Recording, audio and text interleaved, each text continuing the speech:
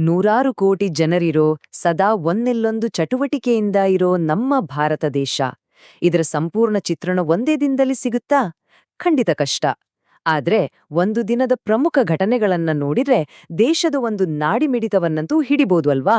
ಹಾಗಾದ್ರೆ ಬನ್ನಿ, ಡಿಸೆಂಬರ್ 3, 2025ರಂದು ಭಾರತದಲ್ಲಿ ಏನೇನೆಲ್ಲ ಆಯ್ತು ಅಂತ ಒಮ್ಮೆ ಕಣ್ಣಾಡಿಸೋಣ. ಹೌದು, ನೂರಾರು ಕೋಟಿ ಜನರ ಈ ದೇಶದ ಬಗ್ಗೆ ಒಂದೇ ಒಂದು ದಿನ ನಮಗೇನ್ ಹೇಳೋಕ್ ಸಾಧ್ಯ? ಇದೇ ಪ್ರಶ್ನೆಯನ್ನ ಮನಸ್ಸಲ್ಲಿಟ್ಕೊಂಡು ಮುಂದಕ್ಕೆ ಹೋಗೋಣ. ನೋಡೋಣ ಈ ದಿನದ ಕಥೆ ನಮ್ಮನ್ನ ಎಲ್ಲಿ ಕರ್ಕೊಂಡು ಹೋಗುತ್ತೆ ಅಂತ. ಸರಿ, ಮೊದಲು ಶುರು ಮಾಡೋದು ದೇಶದ ಆಡಳಿತದಿಂದ. ಅಂದ್ರೆ ನಮ್ಮ ರಾಜಧಾನಿ ದೆಹಲಿಯಲ್ಲಿ ಪಾರ್ಲಿಮೆಂಟ್ನಲ್ಲಿ ಆ ದಿನ ಏನೆಲ್ಲ ನಡೀತಿತ್ತು, ಯಾವೆಲ್ಲ ಚರ್ಚೆಗಳು, ಯಾವೆಲ್ಲ ನಿರ್ಧಾರಗಳು ದೇಶದ ಮೇಲೆ ಪ್ರಭಾವ ಬೀರಿದು ಅಂತ ನೋಡೋಣ. ಆ ದಿನ ಪಾರ್ಲಿಮೆಂಟ್ನಲ್ಲಿ ಒಂದು ದೊಡ್ಡ ನಿರ್ಧಾರ ಆಯ್ತು. ಅದೇನಂದ್ರೆ ಕೇಂದ್ರ ಅಬಕಾರಿ ತಿದ್ದುಪಡಿ ಮಸೂದೆ 2025 ಪಾಸ್ ಆಯ್ತು. ಸರಳವಾಗಿ ಹೇಳೋದಾದ್ರೆ ತಂಬಾಕು ಮತ್ತು ಅದಕ್ಕೆ ಸಂಬಂಧಪಟ್ಟ ಪ್ರಾಡಕ್ಟ್ಸ್ ಮೇಲೆ ಇನ್ಮುಂದೆ ಜಾಸ್ತಿ ಟ್ಯಾಕ್ಸ್ ಬೀಳಲಿದೆ ಅಂತ. ಆದ್ರೆ ಅಧಿವೇಶನ ಅಂದಮೇಲೆ ಬರೀ ಒಂದೇ ವಿಷಯ ಇರೋಗಾಗತ್ತಾ? ಖಂಡಿತ ಇಲ್ಲ. ತಂಬಾಕು ತೆರಿಗೆ ಜೊತೆಗೆ ಹೊಸ ರಾಷ್ಟ್ರೀಯ ಕಾರ್ಮಿಕ ಕಾನೂನುಗಳ ಬಗ್ಗೆ, ವೋಟರ್ ಲಿಸ್ಟ್ ಪರಿಷ್ಕರಣ ಬಗ್ಗೆ, ಆಮೇಲೆ ಸಂಚಾರ್ ಸಾಥಿ ಅನ್ನೋ ಒಂದು ಸೈಬರ್ ಸೆಕ್ಯೂರಿಟಿ ಆಪ್ ಬಗ್ಗೆನೂ ಸಾಕಷ್ಟು ಬಿಸಿ ಬಿಸಿ ಚರ್ಚೆಗಳು ನಡೀತಾ ಇದ್ವು. ಈ ಸಂಚಾರ್ ಸಾಥಿ ಆಪ್ ಚರ್ಚೆ ಮಾತ್ರ ತುಂಬಾ ಇಂಟ್ರೆಸ್ಟಿಂಗ್ ಆಗಿತ್ತು. ಯಾಕಂದ್ರೆ ಇದು ಎರಡು ಪ್ರಮುಖ ವಿಷಯಗಳ ನಡುವಿನ ಸಂಘರ್ಷ.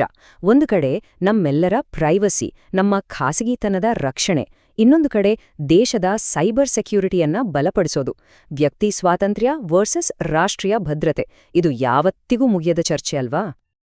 ಈ ಎಲ್ಲ ಗಂಭೀರ ಚರ್ಚೆಗಳ ನಡುವೆ ಸರ್ಕಾರ ಒಂದು ಬಹಳ ಮುಖ್ಯವಾದ ಸುರಕ್ಷತಾ ವಿಷಯದ ಬಗ್ಗೆ ಮಾಹಿತಿ ಕೊಡ್ತು. ಅದು ಯಾವುದರ ಬಗ್ಗೆ ಅಂದ್ರೆ ನಮ್ಮ ರೈಲ್ವೆಯ ಬಗ್ಗೆ.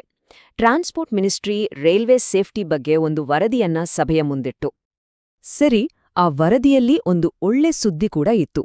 ಅದೇನಪ್ಪಾ ಅಂದ್ರೆ ಕಳೆದ 10 ವರ್ಷಗಳಲ್ಲಿ ನಮ್ಮ ದೇಶದಲ್ಲಿ ರೈಲ್ವೆ ಆಕ್ಸಿಡೆಂಟ್ಗಳ ಸಂಖ್ಯೆ ಗಣನೀಯವಾಗಿ ಕಡಿಮೆಯಾಗಿದೆ ಅಂತ ಸರ್ಕಾರ ತಿಳಿಸಿತು. ಇಷ್ಟೆಲ್ಲಾ ಚರ್ಚೆಗಳ ಮಧ್ಯೆ ಇದೊಂದು ಸಕಾರಾತ್ಮಕ ಬೆಳವಣಿಗೆ ಅಂತ ಎಲ್ಲರ ಗಮನ ಸೆಳೆಯಿತು. ಸರಿ, ಪಾರ್ಲಿಮೆಂಟ್ನಿಂದ ಹೊರಬಂದು ಈಗ ದೇಶದ ಭವಿಷ್ಯವನ್ನ ಕಟ್ಟುವ ಬೃಹತ್ ಯೋಜನೆಗಳ ಕಡೆ ನೋಡೋಣ. ಭಾರತದ ಭವಿಷ್ಯವನ್ನ ರೂಪಿಸ್ತಿರೋ ದೊಡ್ಡ ದೊಡ್ಡ ಎಕನಾಮಿಕ್ ಮತ್ತು ಇನ್ಫ್ರಾಸ್ಟ್ರಕ್ಚರ್ ಪ್ರಾಜೆಕ್ಟ್ಗಳು.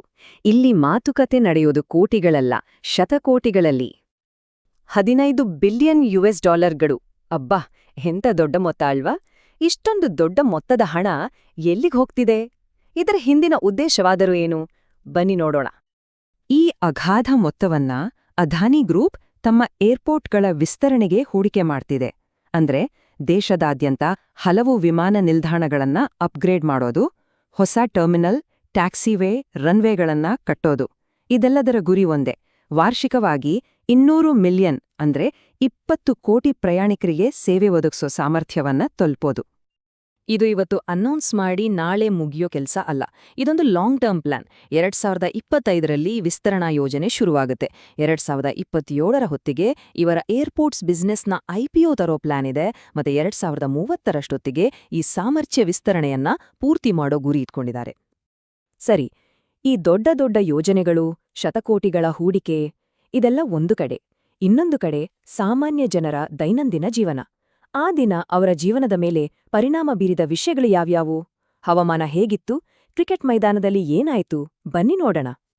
ಅದೇ ದಿನ ದಕ್ಷಿಣ ಭಾರತದಲ್ಲಿ, ಅದರಲ್ಲೂ ತಮಿಳ್ನಾಡಿನಲ್ಲಿ ಪರಿಸ್ಥಿತಿ ಸ್ವಲ್ಪ ಬೇರೆನೇ ಇತ್ತು. ಡಿಟ್ವಾ ಅನ್ನೋ ಚಂಡಮಾರುತದಿಂದಾಗಿ ರಾಜ್ಯದಲ್ಲಿ ಭಾರಿ ಮಳೆ ಸುರಿಯುತ್ತಿತ್ತು. ಪ್ರಕೃತಿಯ ಈ ಅಬ್ಬರ ಜನರ ಜೀವನದ ಮೇಲೆ ನೇರ ಪರಿಣಾಮ ಬೀರಿತು. ಈ ಭಾರೀ ಮಳೆಯಿಂದಾಗಿ ಮುನ್ನೆಚ್ಚರಿಕೆ ಕ್ರಮವಾಗಿ ಚೆನ್ನೈ ಸೇರಿದಂತೆ 3-4 ಜಿಲ್ಲೆಗಳಲ್ಲಿ ಶಾಲೆಗಳಿಗೆ ರಜೆ ಘೋಷಿಸಲಾಯಿತು. ಮಕ್ಕಳ ಸುರಕ್ಷತೆ ದೃಷ್ಟಿಯಿಂದ ಇದು ಅನಿವಾರ್ಯ ಕೂಡ ಆಗಿತ್ತು. ಒಂದು ಕಡೆ ಪ್ರಕೃತಿಯ ಅಬ್ಬರವಿದ್ರೆ, ಇನ್ನೊಂದು ಕಡೆ ಕ್ರೀಡಾಂಗಣದಲ್ಲಿ ಕ್ರಿಕೆಟ್ನ ಅಬ್ಬರ. ಭಾರತ ಮತ್ತು ದಕ್ಷಿಣ ಆಫ್ರಿಕಾ ನಡುವೆ 2ನೇ ಒನ್ಡೇ ಮ್ಯಾಚ್ ನಡೀತಿತ್ತು. ನಮ್ಮ ಕಡೆಯಿಂದ ವಿರಾಟ್ ಕೊಹ್ಲಿ ಮತ್ತು ಋತುರಾಜ್ ಗಾಯಕ್ವಾಡ್ ಇಬ್ರೂ ಸೆಂಚುರಿ ಬಾರಿಸಿದ್ರು. ಆದ್ರೂ ಸಹ ದಕ್ಷಿಣ ಆಫ್ರಿಕಾ ಆ ಟಾರ್ಗೆಟ್ ಅನ್ನು ಚೇಸ್ ಮಾಡಿ ಗೆದ್ಬಿಡ್ತು. ನಿಜಕ್ಕೂ ಬೇಸರದ ಸಂಗತಿ. ಆದ್ರೆ ಕ್ರಿಕೆಟ್ ಫ್ಯಾನ್ಸ್ಗೆ ಒಂದು ಖುಷಿ ಸುದ್ದಿ ಕೂಡ ಇತ್ತು. ಗಾಯದಿಂದ ಚೇತರಿಸಿಕೊಂಡಿದ್ದ star allrounder Hardik Pandya T20 ಸ್ಕ್ವಾಡ್ಗೆ ವಾಪಸ್ ಬಂದಿದ್ರು. ಸೋಲಿನ ನೋವಿನ ನಡುವೆ ಇದೊಂದು ಸಮಾಧಾನಕರ ವಿಷಯವಾಗಿತ್ತು. ಹಾಗಾದ್ರೆ ಈ 24 ಗಂಟೆಗಳ ಸ್ನ್ಯಾಪ್ಶಾಟ್ ಇದು ನಮಗೆ ಏನ್ ಹೇಳುತ್ತೆ?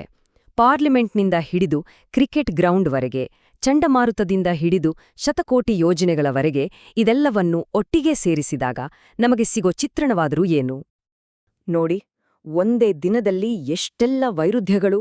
ಒಂದು ಕಡೆ ರಾಜಕೀಯ ಚರ್ಚೆಗಳು, ವಾದ ವಿವಾದಗಳು, ಅದರಲ್ಲೇ ಒಂದಷ್ಟು ಪ್ರಗತಿಯ ಮಾತುಗಳು. ಇನ್ನೊಂದು ಕಡೆ ದೇಶದ ಭವಿಷ್ಯವನ್ನೇ ಬದಲಿಸಬಲ್ಲ ಮಹತ್ವಾಕಾಂಕ್ಷಿಯ ಯೋಜನೆಗಳು. ಮತ್ತೊಂದು ಕಡೆ ಮಳೆ, ಚಳಿ, ಕ್ರಿಕೆಟ್ ಅಂತ ತಮ್ಮದೇ ಜಗತ್ತಿನಲ್ಲಿ ಬದುಕೋ ಸಾಮಾನ್ಯ ಜನ. ಇದೆಲ್ಲ ಸೇರಿರೋದೇ ಅಲ್ವಾ ನಮ್ಮ ಭಾರತ್? ಚರ್ಚೆ, ಮಹತ್ವಾಕಾಂಕ್ಷೆ ಮತ್ತೆ ನಾಟಕೀಯತೆ ಇವೆಲ್ಲವೂ ಇರೋ ಒಂದು ದೇಶ. ಕೇವಲ ಒಂದೇ ಒಂದು ದಿನ ಹೀಗಿದ್ರೆ ಇನ್ನು ನಾಳೆ ಏನನ್ನೆಲ್ಲ ಒತ್ತು ತರ್ಬೋದು? ಬಹುಶಃ ಇದೇ ಪ್ರಶ್ನೆ ನಮ್ಮ ದೇಶದ ನಿರಂತರ ಚಲನಶೀಲತೆಗೆ ಸಾಕ್ಷಿ ಅನ್ಸುತ್ತೆ.